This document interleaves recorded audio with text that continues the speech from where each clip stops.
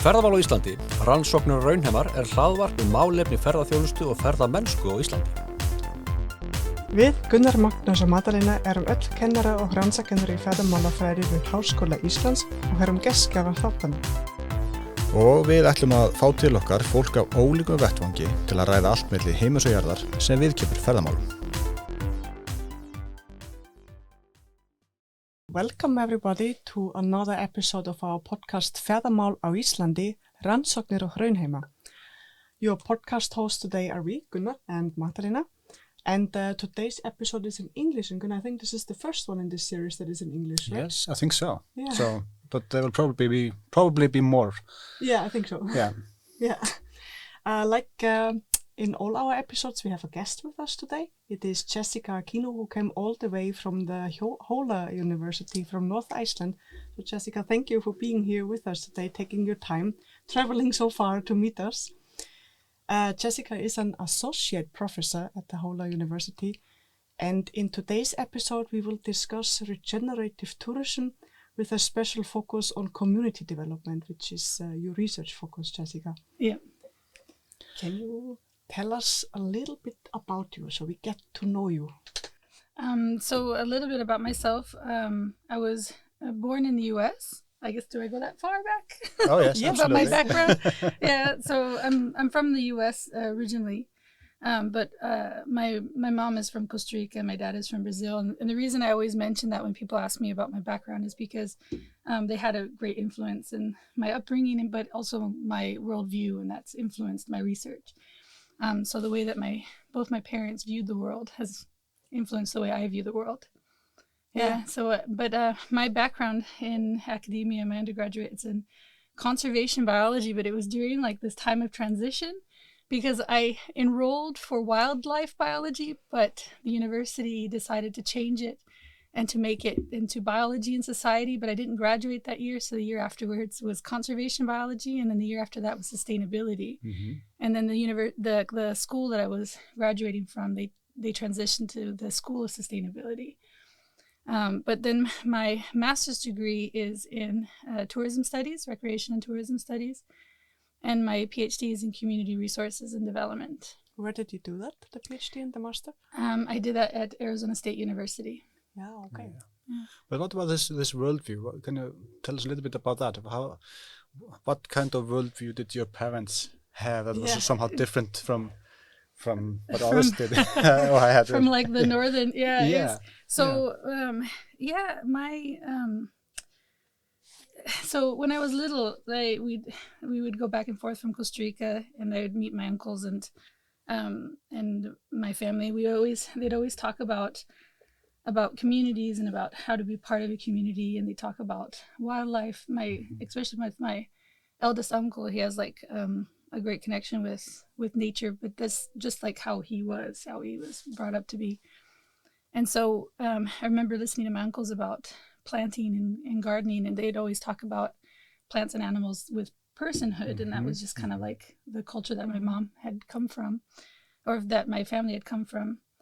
And when I started doing conservation biology, it was always like this separation from people, from nature, and that wasn't how I was raised. And I always felt like a conflict, because I felt that humans had this bigger impact with nature, but they didn't see themselves as part of nature. And it was very different from the way that I was raised. So that's why I switched to tourism somehow. But the university that I went to, the master's was more about nonprofits and tourism and inclusion. And so I was really interested in inclusion in communities. And that's what got me into community development.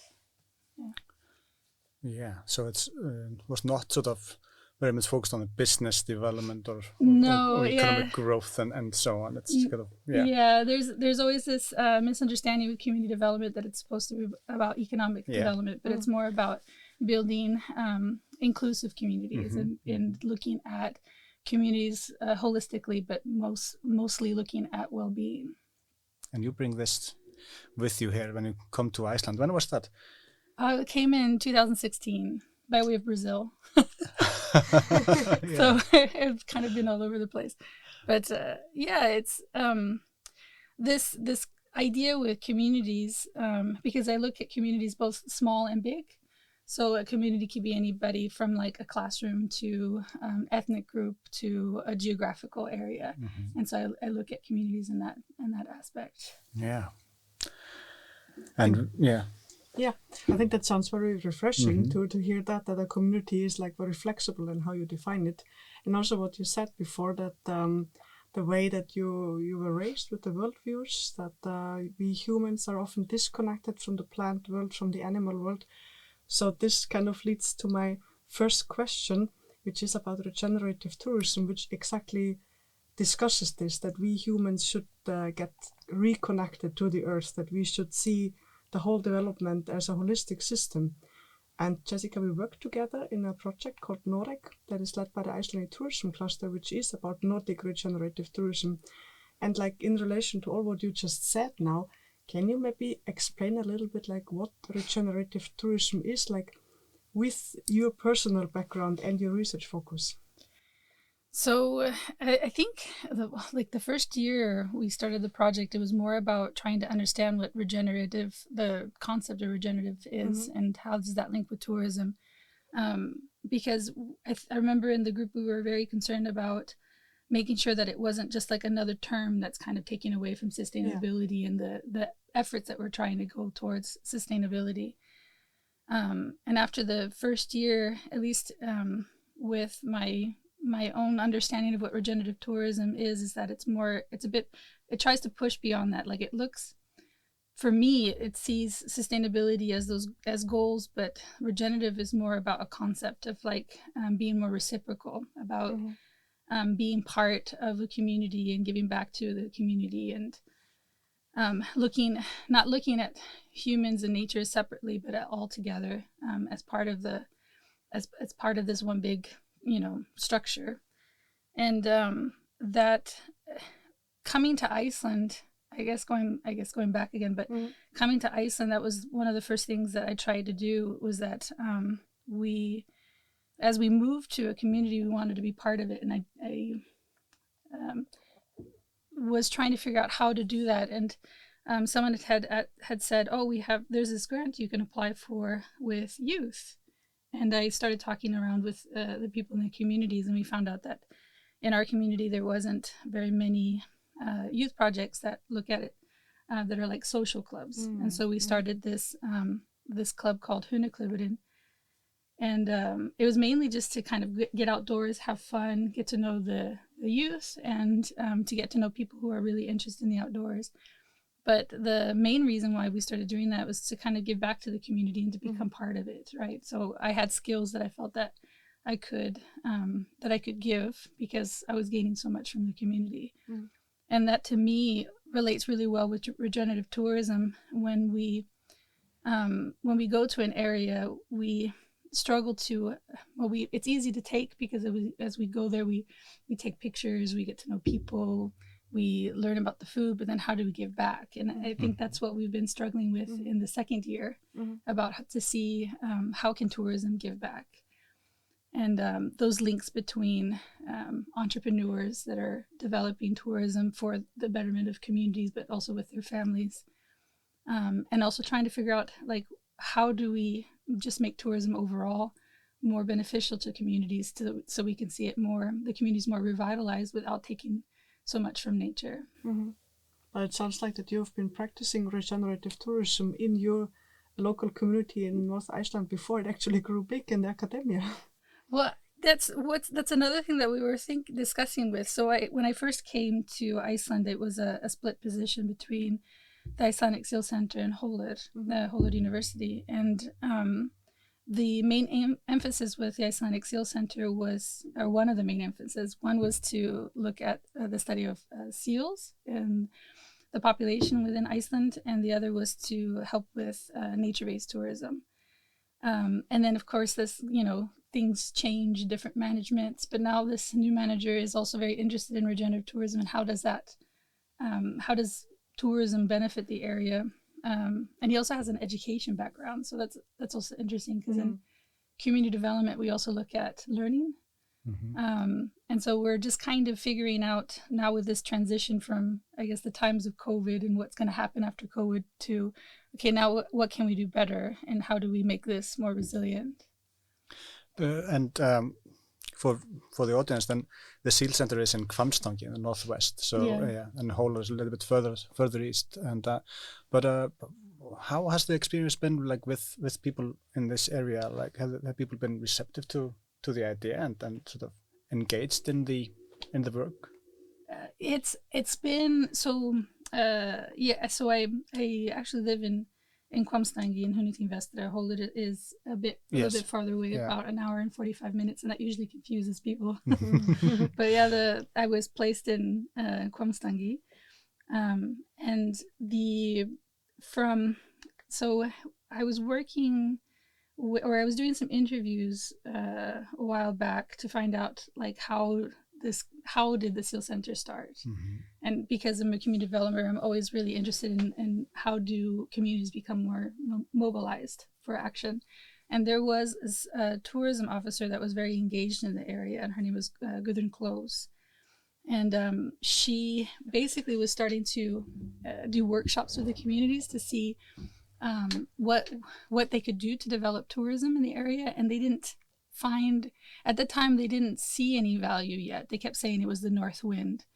And people who are Icelandic know that north wind means it's like the crappiest wind you can get. It's the coldest, right? So it's the best wind. It's the best wind, especially in Hvammstangi. It feels like that's all we get. Yeah. But they didn't see like the possibilities, right? And so they started putting things together, and I think slowly the community started to see the possibilities. And that's during a time where we started seeing the community become revitalized. So we had a lot of people moving out of the communities, and it sort of, if you look through the history from 2006, you can start to see that the community is starting to stabilize, and now we're having some more people that are moving into. It's not a quick increase, but it's at least stabilizing. Yeah.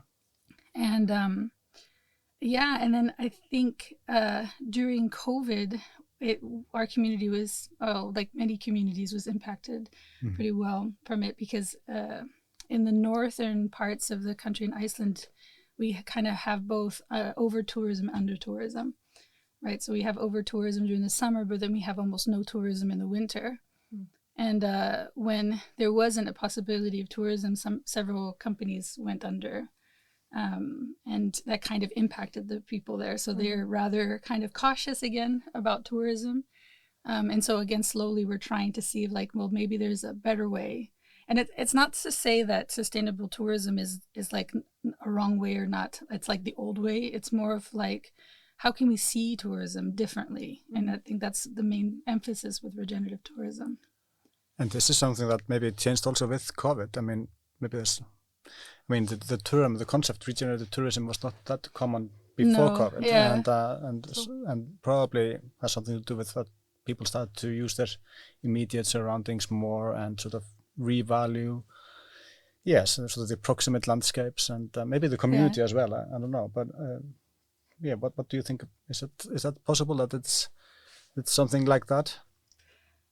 Yeah, there's. I think COVID kind of opened people's eyes in a sense, or saw that what happens so far away can have an impact locally, right? So something that started, in the other side of the world came to Iceland and impacted us so profoundly. And then it's similar to with climate change that we're seeing now. And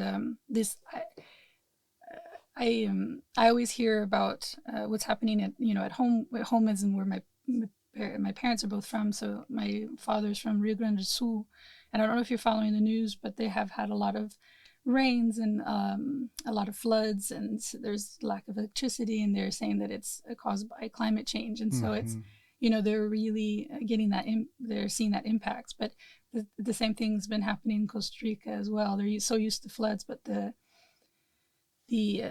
increase in the amount of strength of the storms are happening more and more, right? So Costa Rica suffers both from El Nino and La Nina, And if I don't know if you guys know, but La Nina is dry season and El Nino is the wet season, but like intense storms, right? Yeah. Mm. So, and I think we're at the point where we need to just make these drastic changes, right? And we all have to do it, right? But then it's how do we do that? And what I'm also noticing, which is great, is that there's like this more resurgence into decolonization of knowledge, indigenous worldviews, and looking at that within a transdisciplinary way of acknowledging that there's different types of knowledge, and each complement each other, but not one view fits the mold. It's got to be many views to kind of work together. And this is what's, I guess, very interesting, is that I'm starting to see this here in the Nordics, because that when I first came in 2016, if I even mentioned like a Latin American author or like or even like an indigenous author, people had not known about it, but now more and more people are becoming more aware of these different ways of viewing things and viewing the world.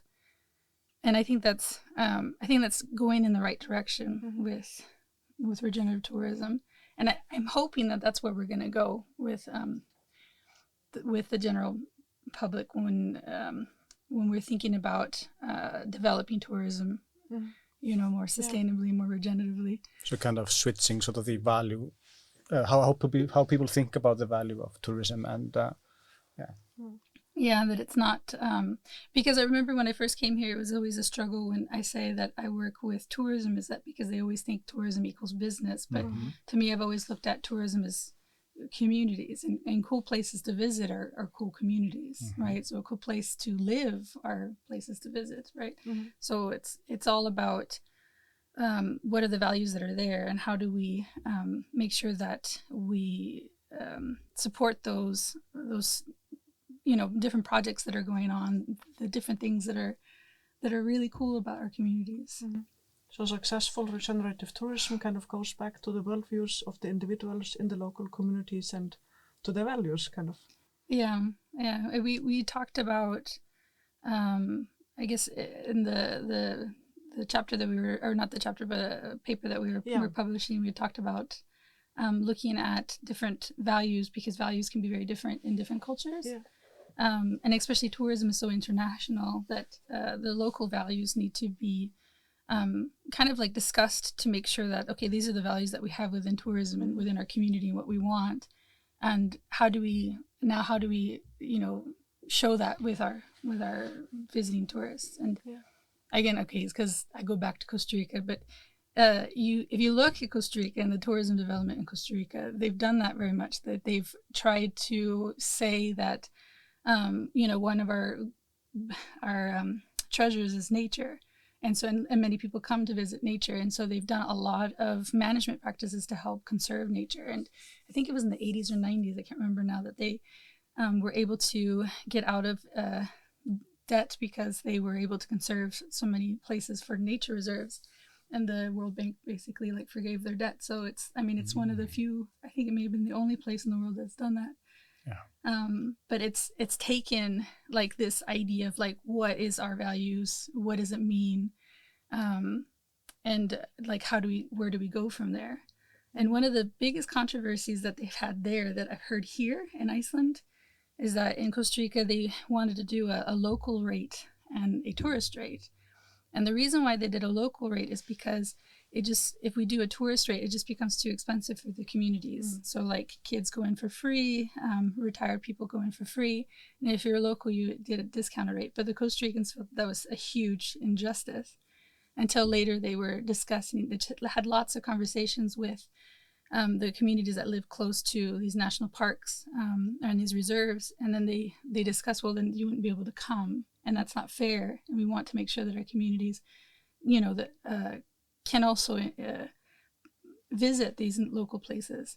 But the reason why it's more expensive for visitors is because they have a higher, they earn more because they're earning, euros, or they're earning dollars. And for them, even if they pay the higher rate, it's still cheaper, when you do the conversion rate. And so that benefits the parks because then they have more income. But here in the Nordic views, there's this like egalitarian idea where everybody has to pay equal prices. Mm-hmm. And they were talking before about that, right? And it didn't really go well in Iceland. This concept of like locals pay cheaper and tourists pay more, because of that. Because this view, so this value in Iceland is that we're all equals, right? And it's not to say that in Costa Rica they see that themselves that are different. They just saw that it's to be equitable doesn't mean that we have to be equal in that sense, right? So in this case, to be equitable would be that locals pay less because then they can actually visit the parks. Hopefully that makes sense. Absolutely, absolutely, and I think this is actually a big issue to think about. I mean, it's yes, it's so important that that tourism is somehow part of the community, and if we sort of develop tourism that is only for the super rich, like is quite evident in some of the discussions on tourism development in Iceland, that we should only focus on the the high end market. That means that we're actually excluding a lot of the domestic market, and so I think that's a real risk, and then that we have to create a parallel world of tourism, and then we have the communities and the residents, and that's first of all it's it's not fun, because it's like we are building up services and experiences for others, but not us. And but then all sorts of other issues that we might be sort of prompting, I guess. Yeah. But I mean, but this idea, and I mean, and the community focus that is also in this project of regenerative tourism. I mean, it's something that is catching on. At least in the discourse on tourism research and policy. But what is your view? I mean, how are we doing, like in general, like in Iceland now? And you also coming from the outside, so maybe you have also a little bit fresh eyes on the situation in Iceland. But what do you think? How are we doing when it comes to sort of, thinking tourism development on the basis of values and maybe different kinds of values? I know that a lot of focus is on the economic value, which is important, but are we only focusing on that, or are we also thinking about these kind of things? Yeah, I think in Iceland it's a good mix of different conversations. I think you have people that are still looking at tourism as just businesses and development, and then you have tourism entrepreneurs that are like, I'm doing this because we don't have it, and I want it in my community, so why not me to do it? And I think the conversation in Iceland at least has been more open. I feel like it's easier to get into the conversation, maybe because there's less of us, maybe because I'm in an academic setting and I know you, Þáttur, and so so I know like who to to send an email or to call to contact and have these discussions. But I kind of feel like I'm along. Like we're all on this bus together, and I'm not just along on the ride, but I'm like coming along with you guys, because I've been here for 8 years, and I've made great efforts to try to be part of the community. And although my background isn't Icelandic, we kind of feel like we're starting to become more Icelandic. At least that's my children. They view themselves as Icelandic. So I hope the companies are sort of like, you mentioned entrepreneurs. So I mean, do you think they are interested in this kind of work, or this kind of approach to tourism development? I think so. Yeah.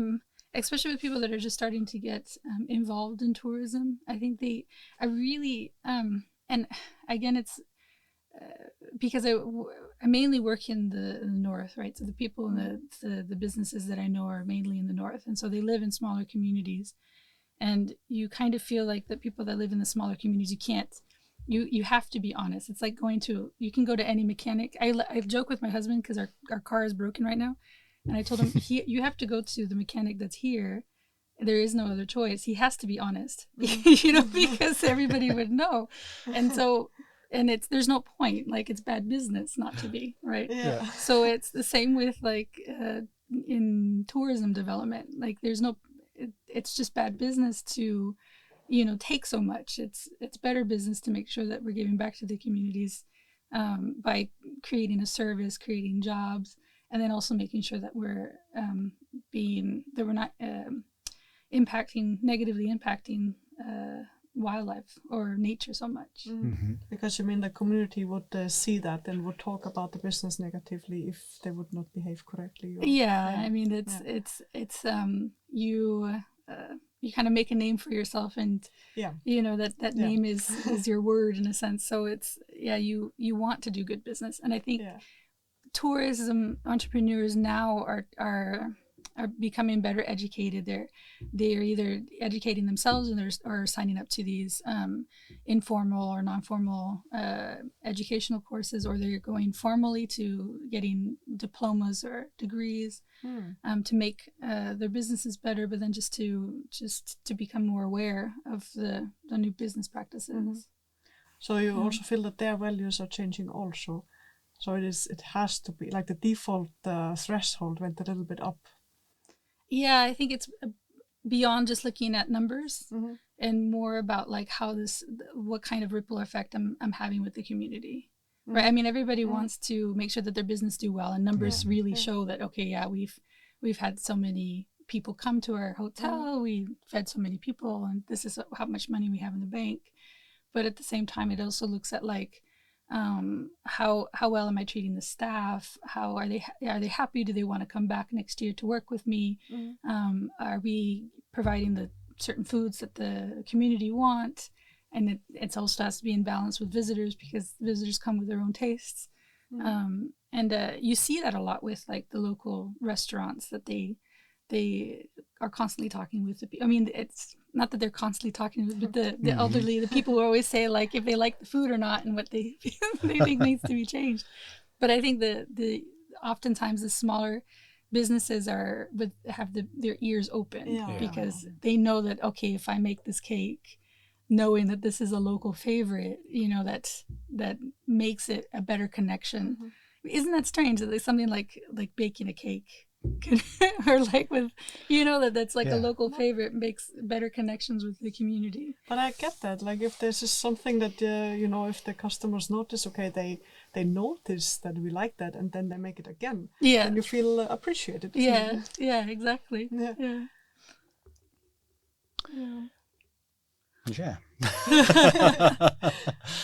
So there are so many of these small little examples that maybe there was no awareness before, or I don't know, like what is the, you know, sometimes when you start going into a topic, then all of a sudden you see this topic everywhere, but maybe it really started to develop just recently. Just had to think about also when you said like that, or in general, like when we're saying that, you know, if you're part of a community, you want to do good to the community because you want to, but also because you kind of have to, because there's no way around not doing good. And I noticed this also now, like even just 5-6 years ago, it was okay to just throw your trash under a stone. I mean, of course, people looked at you a bit weird, but now you have to separate. So I think it's like the community police, so to say, is more active, and the values are getting higher. Yeah, and who really watches you are your children, right? So what they learn at school, they will come home and they'll tell me, and my son we still have it in our car. My son, I think he was 4 years old, they made this little triangle that says you don't leave your car running. And that's like a thing for some reason in my community, that they're going to run to the store and they're going to leave the car running just to keep it warm, right? And so they made these little things, and we were, you know, we could not, we usually don't do that because we don't have this habit of leaving the car running, because where we're from, the car is going to go. Someone's going to be like, oh, look, a free car. And then that's it. But so my son would always point to it and be like, remember, we can't leave the car running. And then he'd always say, why do they have the car running? Why do they do this? Or we need to recycle because, and then they know a lot about it. And I think those are, that's why I feel like education is so important. right? And it doesn't matter where it comes from, if it's like both informal or informal education. Yeah. And it also shows that those habits can change quite fast. And like with the trust or the leaving the car running, which was the thing. I still see that a lot though. Yeah. Running. Absolutely. And it's not only in Iceland, it's also in cold cold places. areas, cold You just places. want to, you kind of want to use your car as like a coat. Yeah, you know? it's an extra layer of coat. Yeah. But then, I mean, I was also thinking about the, community and sort of the more than human aspect of it. Like you were talking about, there's no difference between sort of the human society and nature, and Hvammstangi being sort of the center or the capital of seal watching and also seal research. And I mean, how is it possible for tourism to be kind of a positive, thing or positive force for the seals? I mean, how is that doable? Yeah, it creates awareness because the harbor seals and the gray seals aren't endangered globally, but the Icelandic population are endangered and threatened. And so it leads to a better awareness about the seals and what's happening, like what is causing the decline in the seal population. So again, kind of an educational piece there. Yeah. And also like how to behave in nature. We were doing a project that I'm sure that the visitors had already heard about with the seal count in Snæfellsnes, but at the Icelandic Seal Center they do this great seal count, and one of the main. So as a sociologist, I look at the societal impact as well, and so from that perspective, it had this great impact within the community because we needed to talk to all of the landowners, get permission, talk to the community, ask for volunteers, tell them why it's important to collect this data, because it was a community effort to do this count, this yearly count. And that created better awareness because then they learned how to behave when you're out near the coastline to be able to better see the seals, how to do it safely. And then because of that awareness of this great seal count, people learned more about the population of the seals, right? And then even like the transition, so the Icelandic Seal Center made a museum to kind of document the history of the uses of seals, because that has even changed, right? So there's people used to hunt them for their pelts and for everything, for their fat to make candles and to cook with and to eat. And in Iceland, they don't do that anymore. Hunting is banned because of the population decline. But if you're a farmer and you can get a permit to hunt them for historical reasons, like cultural reasons. So if you want to, but it's never many, and it's not enough that it actually impacts the population. It's what's basically impacting them are other causes. Yeah. So conditions in the sea and so on. They are discovering it's mainly about bycatch, but they're because of fishing, and so there just needs to be changes in the ways that we fish. But let's see how it's like our eating the fish is impacting the seals. And there you have tourism as kind of a gateway into that kind of discussion for visitors, and also like local residents, I guess, and the youth that you've been working with. Yes, I mean. Do you have another question, Gunnar? Well, I have. I was thinking about so what's next? Because I mean, you've been talking about regenerative tourism, and I know that you are working on that together and with other people as well. But what are you working on? And what is sort of next on the agenda? That's also my question. Okay. It's almost like we prepared. That's good. So what's next is so I want to continue working in community development and seeing what that looks like here in the Nordic countries. But we're looking at right now is how to better do capacity sharing, but looking at youth. So living in the countryside, we know that youth, to be able to get higher education or to get training, need to leave these smaller communities to go into bigger communities, right? So like the youth in Huntington Vestra go to either Akureyri or Söðurkrókur or Reykjavik to go to high school.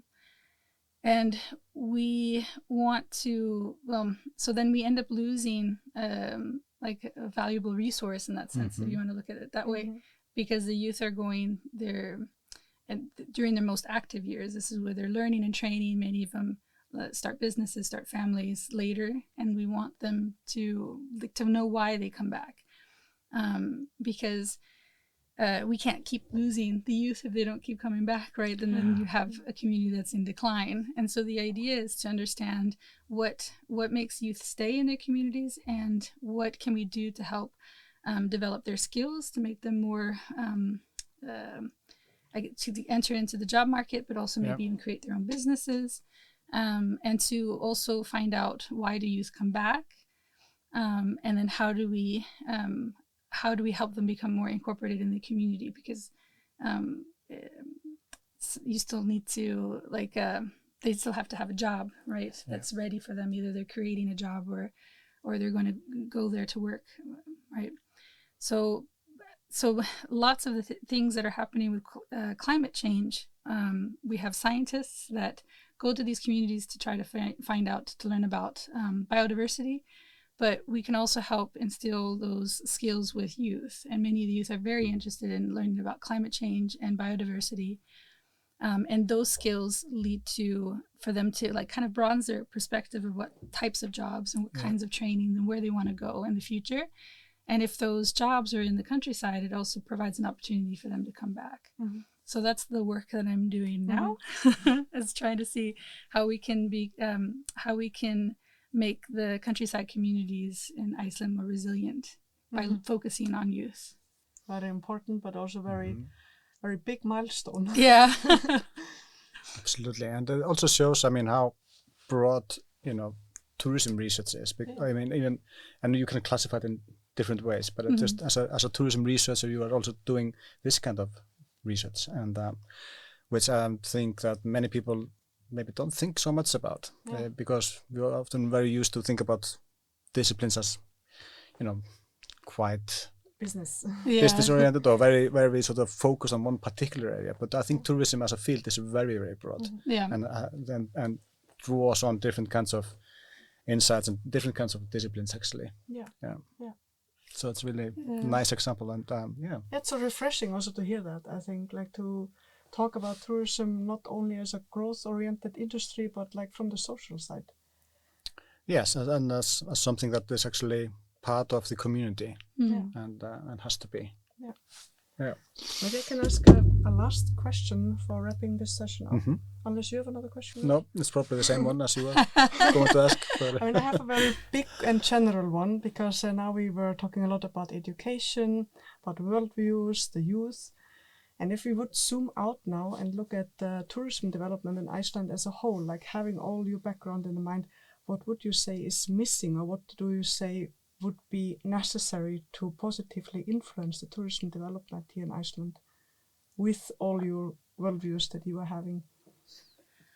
Oh, there's,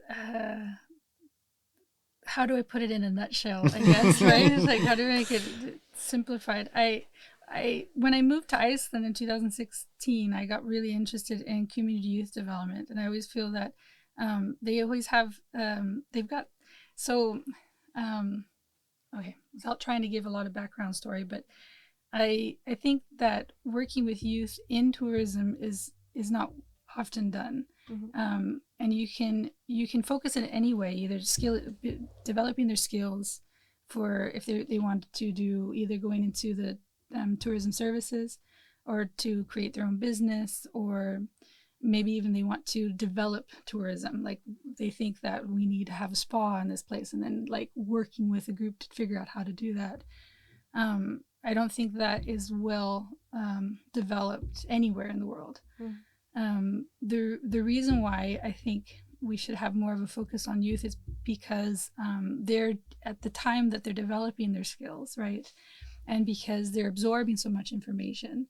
And these are the times that we can teach them how to become more civically engaged. Because as we get older, if we don't develop those skills at a younger age, we tend not to do them, right? It's similar with like well-being. Like if we're engaged in sports and engaged in hiking, and that just becomes our habit, we're more likely to do that later in life, right? So I feel that that's kind of the area that, with tourism development, especially if we want it to be regenerative, that we need to help develop the skills with the youth, or even just like newcomers coming into tourism. And exactly, I mean, we do know that, I mean, tourism is probably the employment that, employs, or the sector that employs a big part of youth. So this is often the first job that young people get, this tourism. So actually tourism as a sector has a big responsibility and also an opportunity to sort of, affect their worldviews and sort of their habits. Yeah, exactly. Yeah. And that's a very nice way to look at it also. Since tourism is also so fresh and young in Iceland, I think it's beautiful to hear. In the countryside, they switched from agriculture and fishing to tourism to be able to supplement their income. So it's kind of like somebody put it once that it was how you kept the farm. It was like something that they got into because that's what they wanted to do to keep their lifestyle. But now I think maybe a little bit is the case, but I think many are starting to see that, this is more of like a very creative way of starting or doing some supplemental income, or having it as their primary source of income. It's also more meaningful than just being a bonus, or which I think also was often the first job, right? Yes, absolutely, and at least in the urban areas. But I think it might be different also in the countryside than here, for instance. What options youth have, or young people, so their tourism is definitely a big player, having the seasonality of tourism, so young people coming from high schools during summertime and have a job, and that job is often the case now. Like you say, it's not the fisheries anymore, or the agriculture, not as much at least. So so tourism is there. Okay, then I think we wrap it up. Yes. Thanks for inviting me. Thank you very much, Jessica. Thank you, Jessica. That was very, very interesting to hear from you. Tack. Þátturinn.